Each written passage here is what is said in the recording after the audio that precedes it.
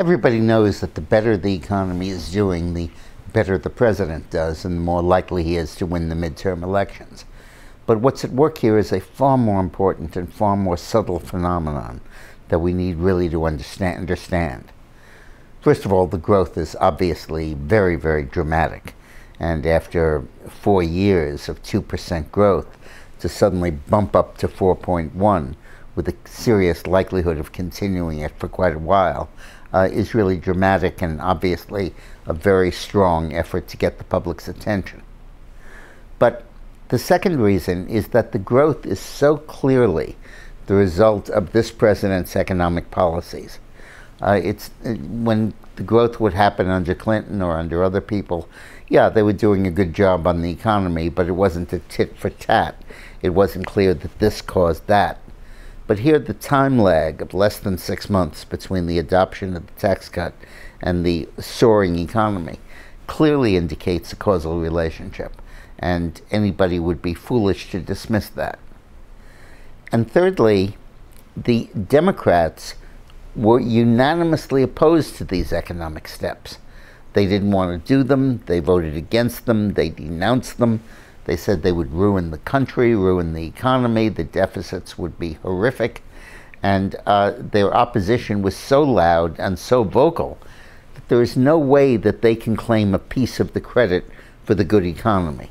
Usually Congress can claim some of the credit because the bills that passed were in some measure compromises. But here they were not at all. It was a straight party line vote throughout on amendment after amendment. And the Democrats cannot claim credit for that because nobody voted yes on anything. And finally, and this may be the most important point, the Democrats are unanimously supportive of repealing these tax cuts, thereby making them an actionable issue in the campaign. If they're elected, the first thing they're going to try to do is to reverse the policies that are causing this economic growth. It's like they have a hunting license on the goose that laid the golden egg, and they plan to exercise it as soon as they get elected and get their guns. And I'm sorry, Democrats use slingshots, I think, but in any case, this obviously makes this a partisan political issue and makes it highly relevant, highly immediate in this coming election. So this economic growth, this sensational announcement of a 4.1% GDP increase last week, may really be the strategic factor in winning the midterm elections. Is gold a place where you can invest your money and protect yourself against crashes in the stock market? History indicates that it might well be. In the stock market crash of 2000 to 2002, the market crashed by 49%, but gold went up by 12.4% and silver went up by 14%.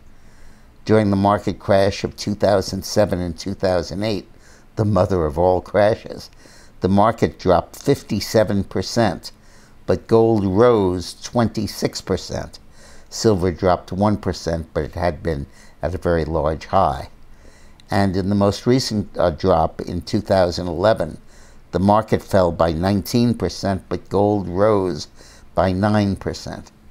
So the evidence indicates that when the stock market goes down, gold goes up. So call the Patriot Gold Group at the number on the screen, or go to patriotgoldgroup.com. Thanks for watching.